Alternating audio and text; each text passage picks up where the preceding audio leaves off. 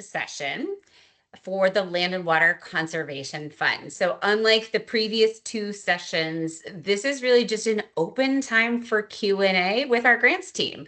So I'm Lauren Pyle. I use she, her pronouns. I'm the Outdoor Recreation Grants Manager, and I'm joined today by Marlena Baker, who is our grant specialist.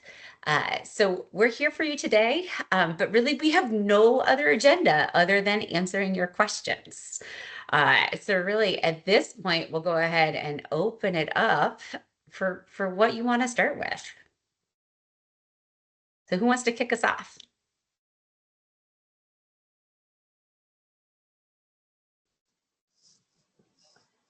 I see a grant administrator and two of you. And so am I the fourth person? Am I the only one on this call?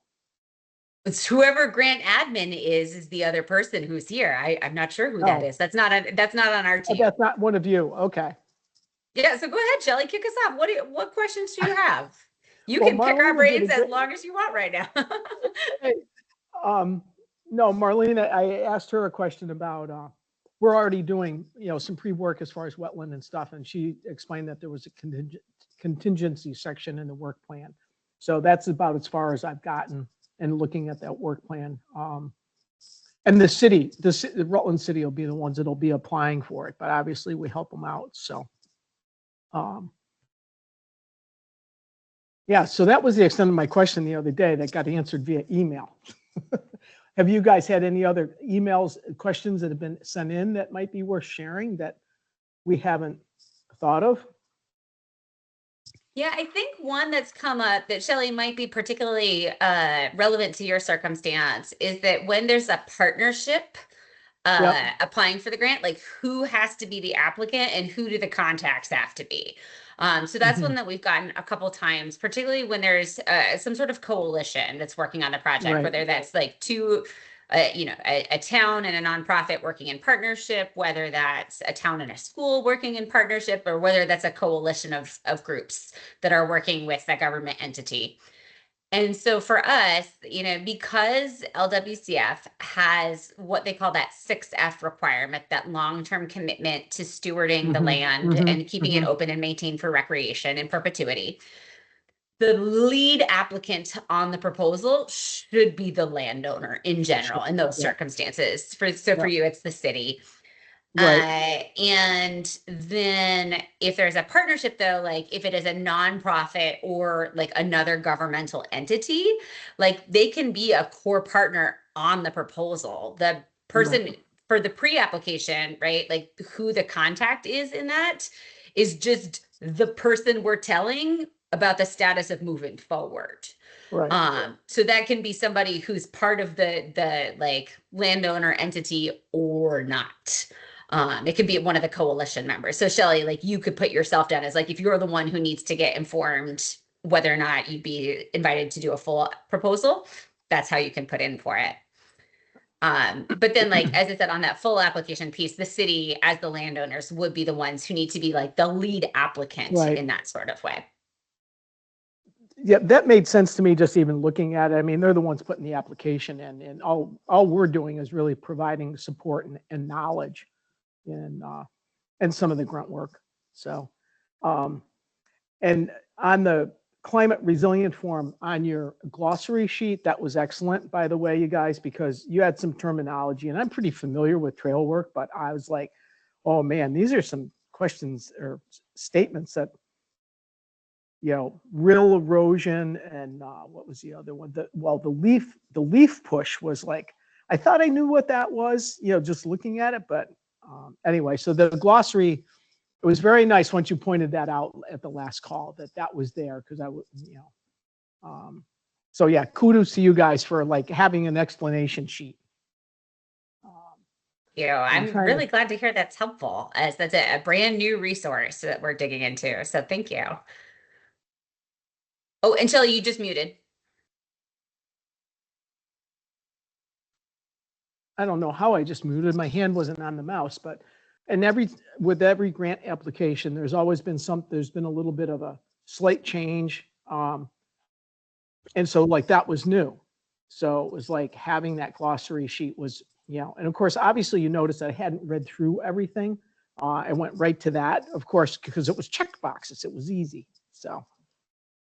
Well, and that's okay. It's good to go like that form, that climate resilience risk form is actually a good one to start with because we've had a couple of folks that particularly not necessarily LWCF, but RTP, which is the other grant program that's using the same form, have mentioned that like some of the questions that that form has asked them have prompted them to think about their designs and their plans and their budgets. So it's a great one to start with, even just to think about it from a planning perspective of like, did we consider this? Oh, we did. Yes, we're great. Or like, no, we didn't. Let's work that into the plan. So it can be used in both ways. Yeah, and I noticed like on bridges, it's a simple bridge, 12 feet or less. So how did you come about 12 feet or less for a simple bridge versus an engineered bridge? And there again, somebody else has joined on the call, so don't let me suck up all the time. But an engineered bridge, I'm assuming that means it's got to be. No, these are good questions, Shelley. So I'll get to this one right here. And then Alex, welcome. We're glad you're here. This is our really open-ended, open office hours time. So it is any and all questions you have related to LWCF. And it's just a live conversation and it is being recorded. But so Shelley, to that point of like, how did we land on the response options that we provided? What I can zoom out and say is not necessarily like the bridge question, but in general, this form is developed by our recreation program manager, Claire Polfus, who was then taking the advice and feedback and soliciting professional expertise from a variety of professionals in the field. So everybody from trail builders and recreation planners to like floodplains and waterways specialists in DEC to climate resiliency specialists in other parts of the state. So it really provided a broad feedback, and those were generally the different delineations, but they realized like something different is happening, right? Like there's something structurally different about this. Right. And so with the bridges, like when we're talking like, you know, a small footbridge that can be easily constructed by any group of volunteers in many ways, like a very small one. They're just like, it's substantively different than when you get those big, the bigger bridges that we've had many applicants in the past submit them saying either it's being done by an engineer or it's following US Forest Service design standards. Okay. You know, those kind of bigger pieces. And part of that is not necessarily to be like, well, what's the bridge? It's to understand the project, because particularly with bridges, there are bridges and then there are bridges, right? Like, so it helps to give us that sense of scale and perspective, whether you're talking like the bridge is basically a log with handrails, or is it like, you know, a bog bridge, basically, you know, is it a bog bridge, those small, really like rustic, simple structures, or are we talking something that's like 10-foot wide by 30 feet long that could basically hold a truck? And those matter in different ways based on the type of water they're going over, like, you know, how big is that waterway? And then it contributes to the resilience factor, because if you had a bridge that say like engineered to be over the site, to say it needs to be this high and this big because that's out of the common flood area or something like that, it's just a different perspective than we just thought this is what fit. And if we just thought this is what fit is okay, it's just to be able to explain why this is what fits. And different things are required. Like if you're going to tell us you're building an 80-foot bridge, we'll really want to see that it has been designed to withstand probably some moderate flooding events, just because we know that ones that have are the ones that survive, and the ones that haven't are the ones that actually suffer damage. So it's really about a protection of your resource long term. Does that help? But it's so like the creation of that form and that guidance was like a huge effort with a lot of expertise that went into it. Right. And it's still a learning piece as we're evolving. Right. And you know, we're looking at like a 30-foot bridge. So it's kind of like, okay, you know, over an intermittent stream. So anyway, okay. Awesome. Well, Alex, do you have any questions to kind of transition over about LWCF? Was there anything in particular you wanted to come and talk to us about today? Yep, that's why I'm here. So first time applicant, long time fan, and regarding pre-agreement costs, the guidance document indicates that some pre-agreement costs can be included if they're within 3 years, Mhm. and if they are not construction costs. So Right. I'm assuming that means that if we have pursued some site design work and permitting work ahead of time, that we could potentially include that as pre-agreement costs. You're talking about a development project, right? Like one that will involve Yes. construction. I was like, step Yes. one, I want to Sorry. make sure I'm talking about the right type of project. So development project, yes. So anything, yeah, those planning, permitting costs, all of those are eligible to be considered if it's within that 3-year period as that pre-award piece. When we're talking about like no pre-award construction, an example I've seen a lot, or not a lot, but like not uncommonly, when someone said, well, we already did the grading on the site. Like, no, grading is out, because that is truly a construction activity.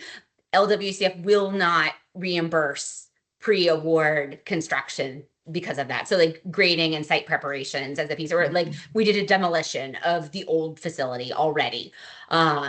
And so within that, like you could still actually put that in your budget if you did it, but it would just be the cost not allowable for participation piece. You don't have to put it in your budget by any stretch, but some people feel called to like, no, we put $100,000 into it. I want to call that out. And if you do, you can just use in the budget form that pre-award cost or that costs not allowable for participation column to capture basically those ineligible things that you really want to include. Yeah, so my plan was to include some of those in the work plan where there's a separate Yep. spreadsheet that says, stuff you've done ahead of time that you're not asking for a reimbursement for. And it is exactly what you're talking about. Our project has been in the works for some time, and we've done a lot of site engineering and permitting. In fact, we're wrapping that up right now, at least the permitting side, and we anticipate doing the site work in the spring. So I know we won't put the cost for the site work in for pre-agreement costs, but I was thinking we would put the engineering and permitting costs in that. So that's helpful. And then the other question was a couple, actually. I'm a little confused about how to account for volunteer time. In one part of the guidance, it says that volunteer hours can only be used for local match, which makes sense to me. Yeah. But in the budget example, there's an example of, volunteer crew will do such and such a work, this many hours, this much of a rate. But the moment that goes into the budget, it's not just part of local match, it's part of what we're asking for reimbursement for. So how do I differentiate that? Yeah, that's a good question. And thanks for pointing out that that's not super clear to you. So within the budget form, right, when you're doing the budget template, that should include all costs related to the project, both your LWCF requests and your match expenses. So both of those need to go into the budget. And the way that the budget template is set up, it doesn't actually delineate between which is match and which is LWCF expenses. That doesn't get teased out in the budget form. There will be a space and for the pre-application, that's just what you need. For the full application, when you upload your final budget, there's actually then a follow-up question that says, okay, these are your costs. Now explain what the sources of match are. And so you'll get to tease it out in just like narrative form in the full application, but you don't need that for the pre-application. So in terms of that makes sense. The reason I'm asking is that on the budget form, it looks like it's got, it does just what you're saying, total project costs at the bottom. But then below that, it says total federal assistance requested and the match rate. And that's where I got confused because I'm like, the total project costs is, so I guess I should do my own math there to try to fill in the last two pieces of the federal assistance requested and the match rate. Well, the thing is you can count those volunteers towards those volunteer hours towards your match. So I'm going to do some rough math that is not it's not LWCF scale, but just to kind of break it down so that if you had a project that say is $10,000 in costs like the materials and the other pieces. And you're going to have $5,000 of contracted labor and $5,000 worth of volunteer labor, right? So altogether, you're talking a $20,000 project. Maybe the LWCF request is going to be 50% of that 10,000 of that. So that's the piece where it is like, what are you asking for the money for? It kind of comes out separately. And I think I'm not doing a great job. Let me pull up the example budget so I can walk through this and screen share. Because the piece is like those volunteer hours can count towards your match. And so like they go in there based on that. Right. No, I understand that. And yeah, Yeah. go ahead and pull up your budget spreadsheet. What I'm saying is that if I've got donated hours, whether it's volunteer time or an architect who's donating their services, I want to be able to, that's part of the project cost. I Yeah. want to count it towards local match, but I don't want reimbursement for it. It's not money that I'm going to be seeking federal assistance for. You know what I mean? So it shouldn't, it's like there are two different totals. There's the project cost total, and then there's the reimbursement like total request. That's all. No, thank you for that. Well, and on this piece at the bottom, the total federal assistance required or requested, you will put in your number there. Like Gotcha. that, you will tell us like, what is that number going to be based on this? So yep, you that makes should be able sense. to. I was short circuiting that and thinking like, oh, it should just be 50%, you know, at most of the total project cost. But I'm answering my own question. It shouldn't be that. It's 50. It's whatever. Yeah, it's whatever it is without those local match items that we're not seeking assistance for. Right. Because it's, you know, we often go with 50-50 because that's an easy, clean number. But if you're like, yay, it's a $2 million project and we have 1.5 million already, we're seeking the last $500,000. It's not going to be 50-50 because you already have this other money. So it just has to be like the applicant's contribution has to be at least 50%, but it can be more than 50%. And that's why we don't auto-populate that request field, just because like for us, it's impossible to know like what is your percent. Yep. And generally our like once you put in that number of like what your request is going to be, it will do the math based on the percentage for you. So it will do the math there of like, well, what is my percent? Is it 50-50? Is it less than 50-50? Is it more than 50-50? It'll do that math for you once you plug in this number. So within the budget spreadsheet, all of these cells, this is just the one from the pre-application guidance, but all the cells that have like the white blocks, those are the ones that we encourage you to write in. And then anything that's sort of this like pinkish or gray color will auto-calculate. Gotcha. That's super helpful. I understand now. Thank you. Yeah, and one, thank you for calling that. Well, and the other piece with volunteer hours that has come up in the past, I'll stop my screen share, is like, what is the value behind that? And so with that, there's a little bit of a, it depends, because the way that the federal language is written is very, like, if you have an established rate for that type of work, you know, at your organization, this is the established pieces, that's what you should use. And like at a common piece where that comes into play are, we've had folks who are saying, well, I'm using like say a VYCC trail crew for a week. Like VYCC has established rates of what they are. That's the number you should use, even if you're covering it from something else. Like that's an established rate. But if you don't have an established rate, we are recommending folks use the independent sector's value of volunteer time for Vermont. For unskilled labor, and then anything for skilled labor, like say if you had an engineer who was donating a portion of their time, like you just have to be able to have documentation that substantiates why they're claiming say $100 or $125 an hour. Like what is their established rate? You have to get that documentation from them to be able to count that skilled volunteer labor at a different rate. Yeah, makes sense. It was super helpful in the guidance document to have that $31 and whatever it was per hour, because we will have unskilled labor and our municipality does not have a going rate for that. So thanks for putting that in there. And yeah, we have an architect who will be, is donating his services. So I will get his normal going rate from him and you put that in for that particular item. The last question I had, which I just want to make sure I'm on the right track. I think I am.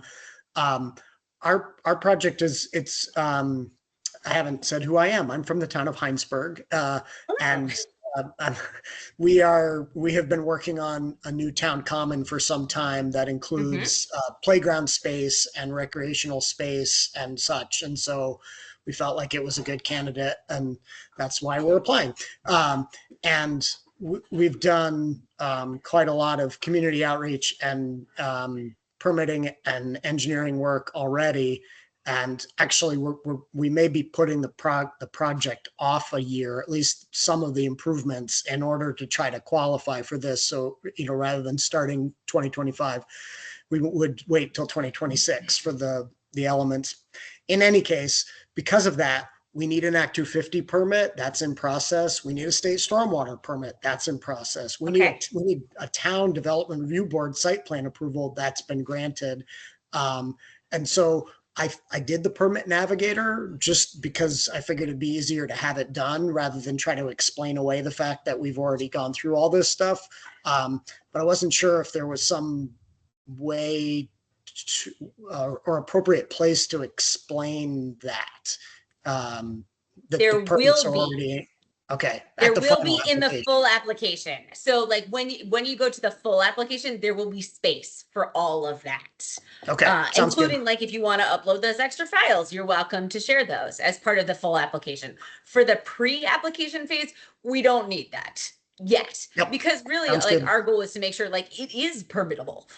It could be, there could be those pieces. It is ready. You didn't, and also the piece of the permit navigator report is like, it's great to have you have done your due diligence already. The permit navigator report just backs up your statement when you're like, no, we don't need this. And you're like, yeah, permit navigator agrees with you. It's great. It Sounds good. confirms that. So that's really the piece that we're looking for, is just those kind of base level. And then when we get to the full application, you'll have the space for it. And if you're curious what that will look like, as I'm just now realizing, oh, this is LWCF. The full application stuff will be available hopefully in the next like week or two. We're going to post those online. So I know I'm referencing things that are like for the full application, and we will have that available online. Our goal was within the next week or two. I was working on it this morning. Just we've got the questions. I just want to build out all the guidances so that we can get those questions answered in advance. So you'll be able to see that here soon. Two more quick questions. I wasn't sure if for the pre-app, if you're looking for maps. Nope. Okay. And what was my other question? Decision time horizon for the invite to submit a full application. What's the timing for that? It'll be as quick as we can. Our like it will depend on how many come in, right? So like what is the lift and scale? Like our target is within a week. Oh, okay. So before the end of the year then. Okay. Oh yeah, definitely. I was Definitely thinking sometime in January. Like the goal would be within a week. It might take us two. But because really like the pre-application is just a preliminary like skim for readiness, feasibility, and eligibility. Like that's what we're looking for. And so somebody's like, I'm going to put in my indoor community center. You're like, that's great. It's a wonderful thing your community needs. It's just not appropriate for LWCF. So let's save you the time from going through the full application. And that's our one of our main goals and purposes, as well as to like highlight things that we're seeing to go, oh, I see this in here, like we recommend that you build this out more. This was unclear, or your climate resilience risk form said that you're working next to a river. Make sure your stewardship plan addresses that, right? Like to call out things like that. So it really is a very like base level review, which is why we're going to turn around and get those out as fast as possible so that folks know that they have as much time as they can to get working on those full applications. Great. Yeah. Well, when you get to Heinsberg, I am curious what elements of our plan maybe aren't well suited for the program. Our intent in submitting the pre-app is basically to say, we'd love LWCF to fund pretty much the rest of the project. And I recognize that might not be, within the scope, or what have you. So yeah, we'd be interested to get feedback on that, assuming that, some of the core elements make sense, or maybe it all makes sense. I don't know. You'll see when our application comes in. Yeah, and that will be a piece that we do. Like if we see pieces that are ineligible for the LWCF request, like we'll just call those out. And maybe say like it's not that it's not work your community needs, but like it needs to go into that complementary work bucket. It can't go into the LWCF request just for one reason or the other.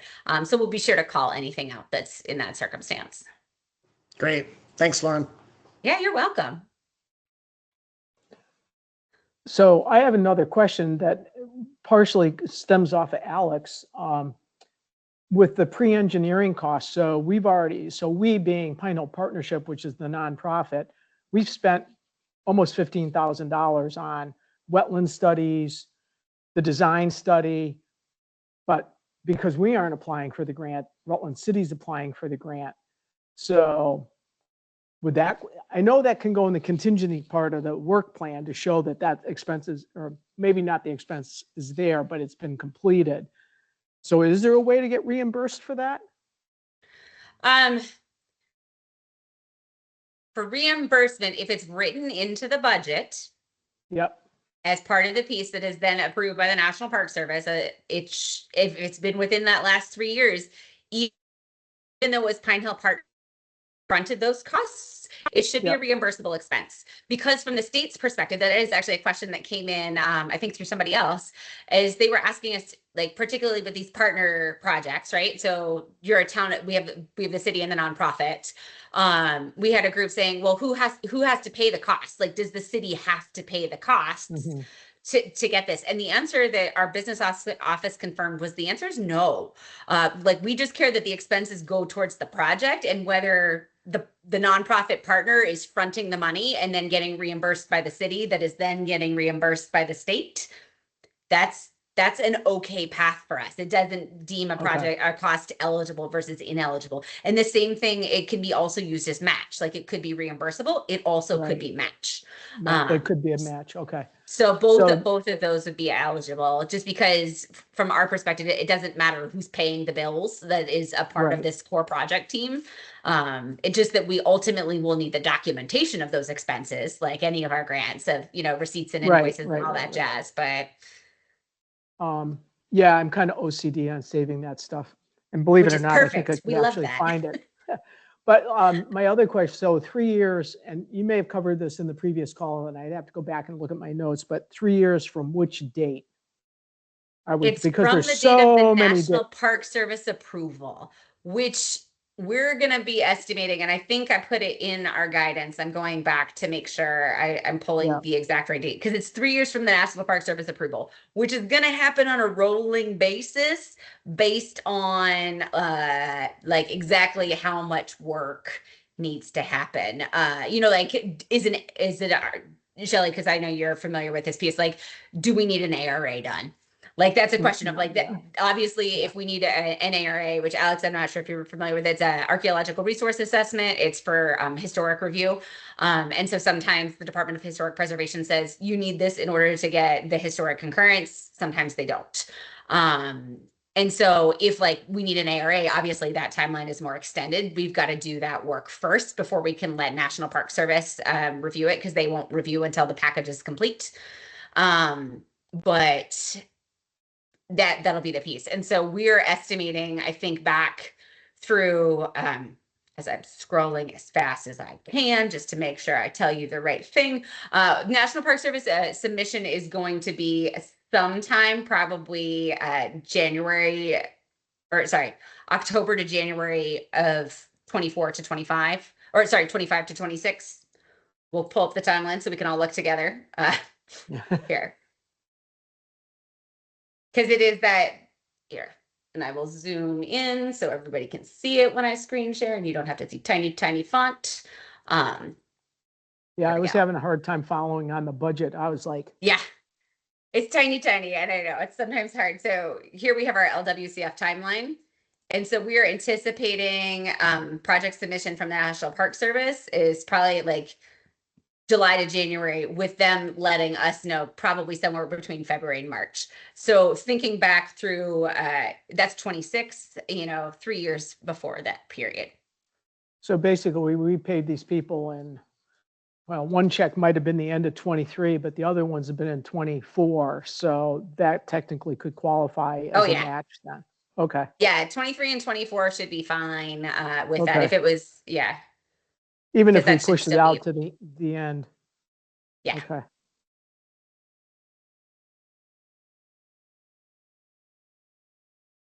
And our goal is to get things into the National Park Service as quickly as we can so that folks can continue to count backwards and then get started as soon as possible.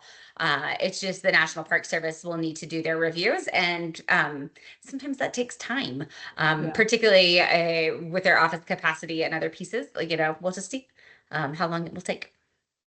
So is this actually going to DC to get reviewed, or is it going to be like more of a local Well, they have meaning satellite New office. England? Yeah, we have a program officer who is assigned to our state. They are based out of an Atlanta office, not a DC office. But there are program officers assigned to each state. So we have somebody who's assigned to us to review our stuff. So there's just one person reviewing it from National Park Service then? They Because you review it guys on are their end, and reviewing then it. they tag in specialists as needed. Okay. Because their review is more, like when we submit, so with this process, right? So we're doing our skim on the pre-applications to make sure everybody's eligible, ready, and feasible. The projects are feasible. In the full application phase, we have a ranking committee that's involved with that. So our staff again do like a quick review to like, are the applications complete? Are they ready? Like, is everything in there? And some sort of base level pieces again is all the project eligible. If anything ineligible is in there, we're pulling it out. Then it goes to a ranking committee who will be recruited from a variety of perspectives, generally across the recreation field. So we'll have a set number. Each proposal is reviewed by multiple ranking committee members independently who are doing independent scoring. And then we come back together and those scores are averaged to give us like a list. And then that ranking committee actually comes back together and talks through all of the things that don't show up in the numbers. Two reviewers loved it and one reviewer struggled with it. So like, let's talk through this challenge of like, what did somebody see that somebody else didn't see? Like, is this a difference in expertise or is this just a difference of opinion?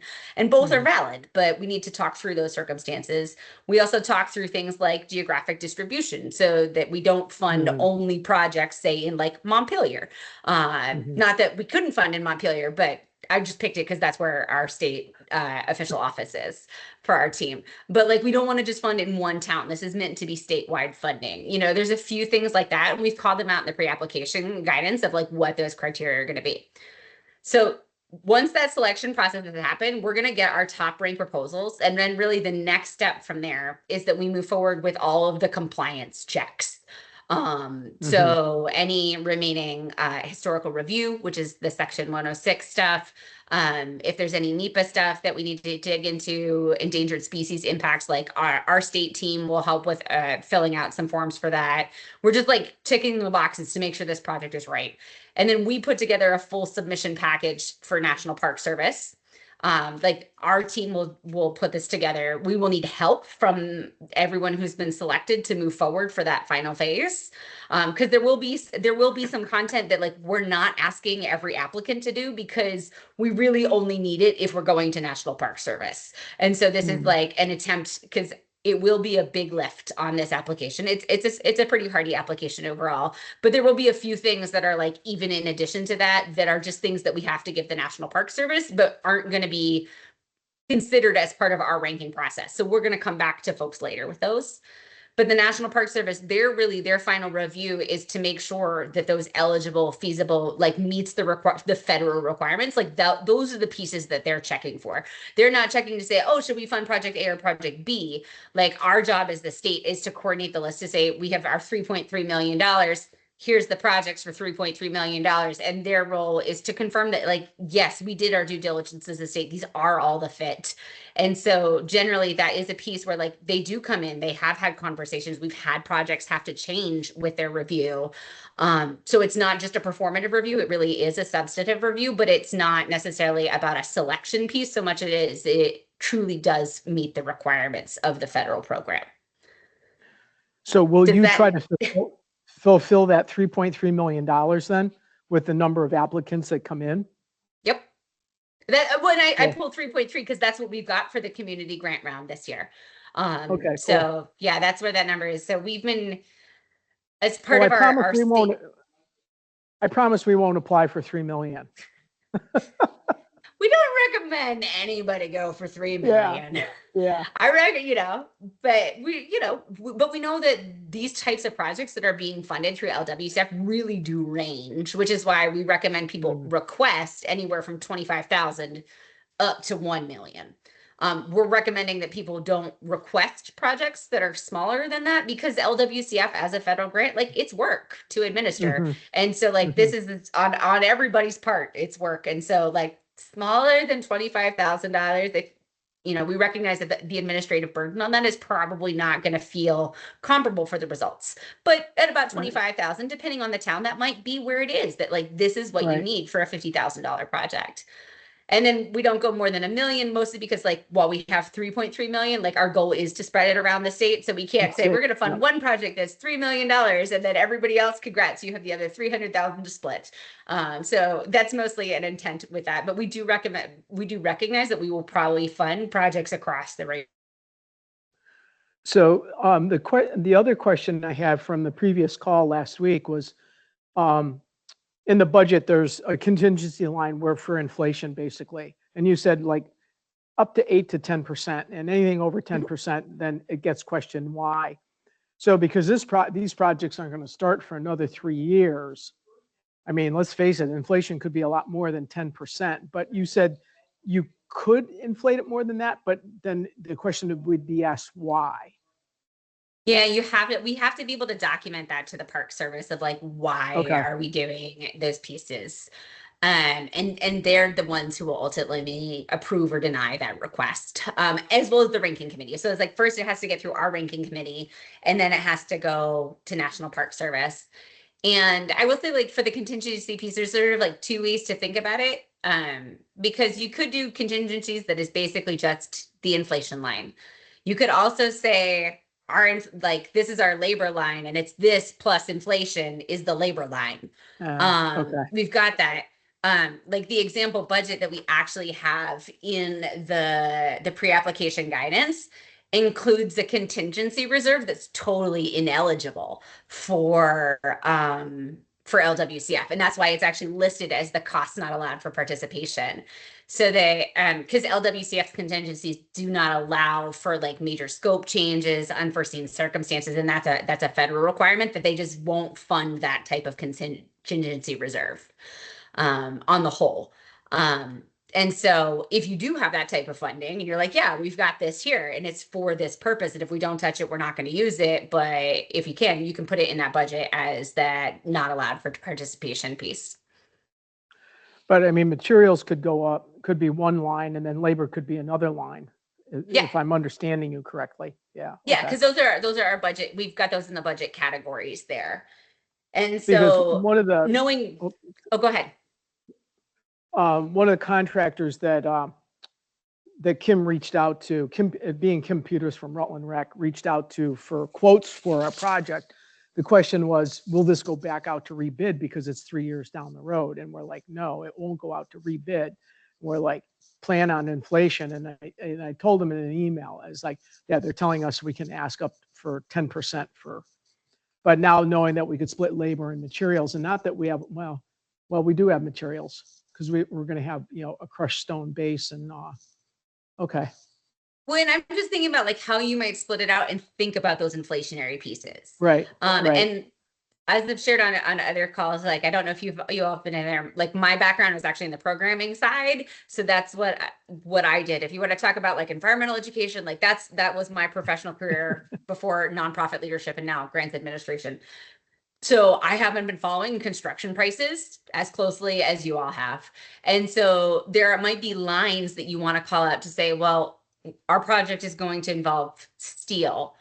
And we're planning for this % inflation rate because over the last 3 years, this is what I can do. Like those are the pieces where like, if you have a reason why it needs to be more than that, you're like, yeah, here's 3 years of cost that can show you it's gone up 10% per year for 3 years. So let's think about, it's 3 years from now. That's why it's higher, and you can make that case. Those are the types Okay. of things I think you can dig into. Versus if you just want to say, like, let's just add 10% to everything for inflation, you're pretty safe on that. But if you Right. want to do more than that, it might be helpful to come out, because if you say, yeah, well, steel is one that we know is going to be this much percentage, but labor is not going to inflate at the same way as steel is. Right. I mean, pressure treated lumber right now should be the example, because I know that's been happening in Vermont, and gravel. Like there are these things Right. that we have that are different expenses, and they're changing cost at different rates. So you can make that justification, but it's up to the ranking committee to ultimately make that determination of whether Well, they if want to you've move got the forward, and then National Park yeah. Service at the end. Well, and if you've got the documentation, especially from the contractors that you're working with, they're going to have documentation of that, because that's what they do for a living. And I also, it is something to say, like, I saw a proposal that came through last year. They put a 40% contingency on it, and it was a contractor quote, and they're like, okay, that's fine. We're not going to fund the 40%, because it was like 40% of a like $300,000 project. It was a very significant project. And they're like, you don't know what you're going to do with half your budget almost. Like, the ranking committee, even though that was quoted from a contractor, didn't find that, like, the fact that it was quoted by a contractor, a viable reason for that to be included. And it turns out afterwards that it actually wasn't all contingency. It was just labeled that way by the contractor. Some of it was actually supposed to be for project administration, and some of it was inflation, and then some of it was contingency for like those like a tiny portion of that was truly like a contingency for like changing plans, flexible costs, unforeseen circumstances. And so it had that big number been broken up in a different way, I don't know, but the ranking committee may have interpreted differently than just like a straight 40%, but they're like, yeah, that's right. very nice. Yeah. No. And they were just willing to fund only the parts that had budget to them. Like, that was really what they decided. It wasn't that that's not valuable. It's just, we're only going to fund the parts that we can see.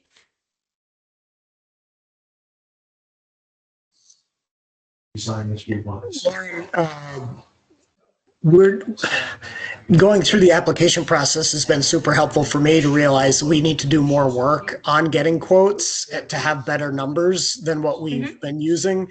Well, we're using the best numbers we have for the pre-application.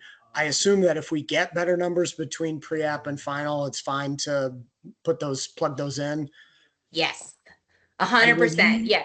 Both budgets and work plans can evolve between the pre-app and the full app. In fact, we often expect them to, particularly if you've learned new information or gotten feedback from us about them. You're welcome. Even if you've just done more planning, we're not going to hold people to the number that, like, exactly the number they asked in the pre-application, because that just needs to change. The biggest piece, though, is it substantively has to be the same project.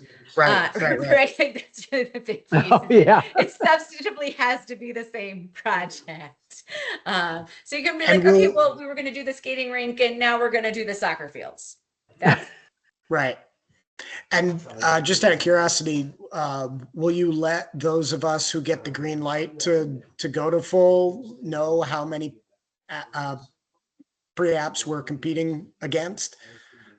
That is a wonderful question, and one that I don't think I can answer immediately on this call.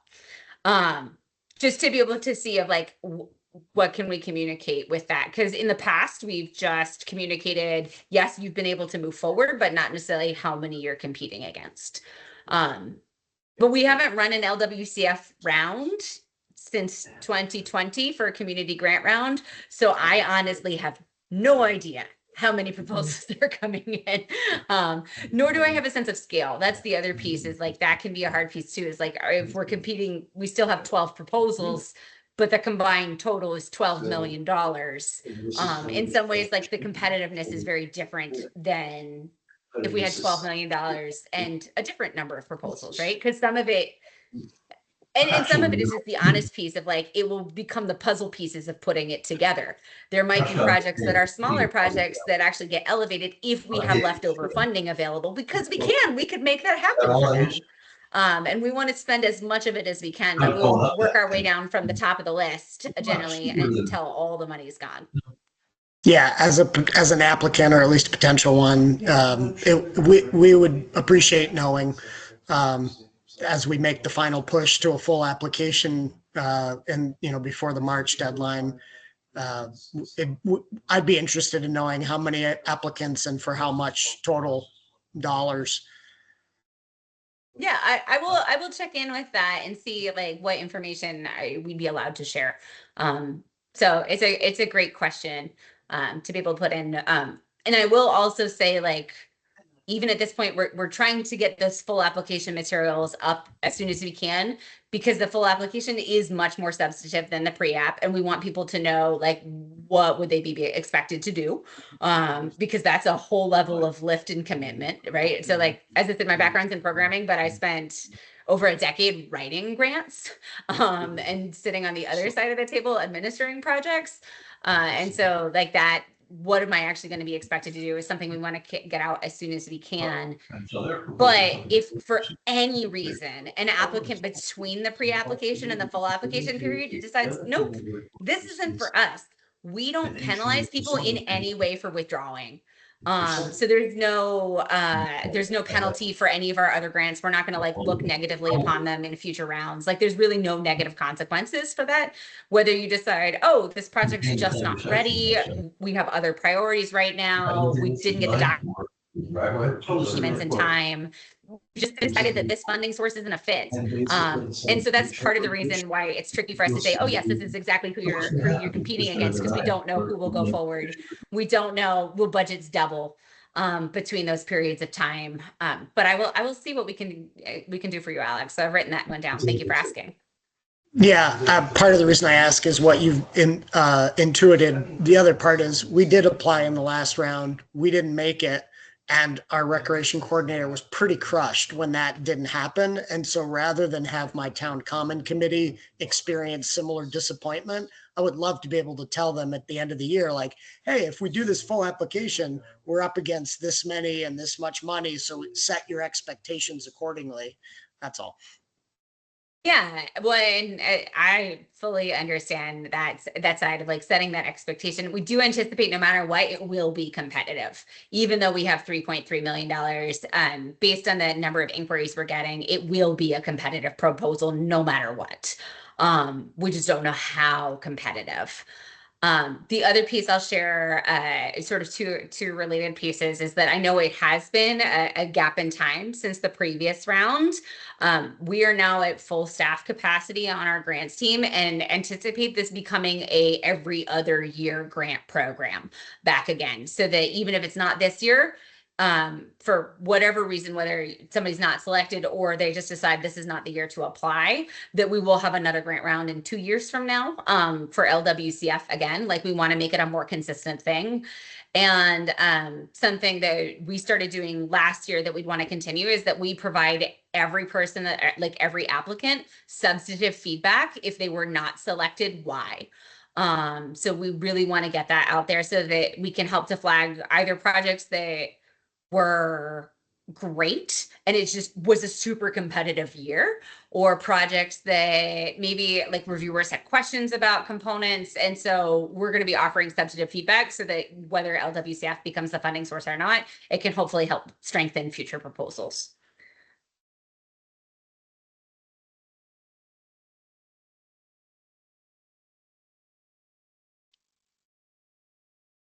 So sort of off topic, have you guys heard anything about the VORIC grant? Well, thank you for Have to asking, ask. Shelley. We do, yeah, no, that's great. So at this point, we do not have any confirmed funding for future rounds of VORIC. So for anybody who's watching the recording, the VORIC Community Grant Program is a third outdoor recreation program that's administered by our team. It is funded through state dollars. And up to this point, it has been funded through a series of one-time appropriations in the past. And so we have expended every dollar to date and are eager to learn about more funding in the future. So I know there's conversations about how to secure additional funding. Last year's VORIC community grant round was highly popular. I think we received 127 applications for over $21 million for that. You know, we will release them at the very end, Alex, for sure, at the very end of like, what did we get? I know we can do at that point is at the very end. But we only had about $6 million to award last year. So we knew that there's that significant gap between what we could fund and the interest and demand from the community in this. And so I know that that information is being considered as they're thinking through future funding, but we just don't have any information at this point. And as soon as we do, you can bet that we will put it out on our listserv. We have the outdoor recreation grants listserv that you can join from any page on our website with the grants pages. And as soon as we're like, yes, if we have information about like the next round of funding is confirmed, this is when it's going to be, we will shout that from the rooftops, because I know there's a lot of folks interested in it.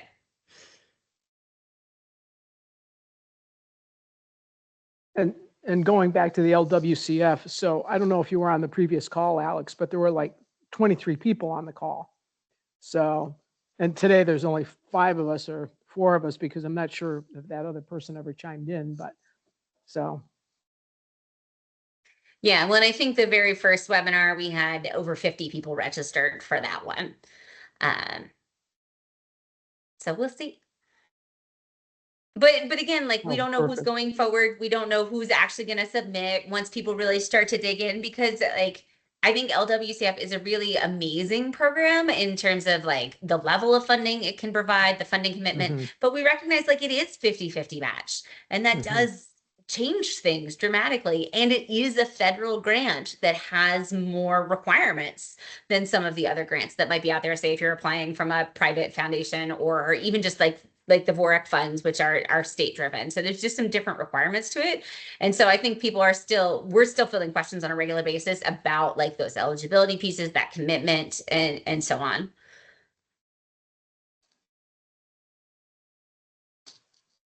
Thanks. Appreciate it.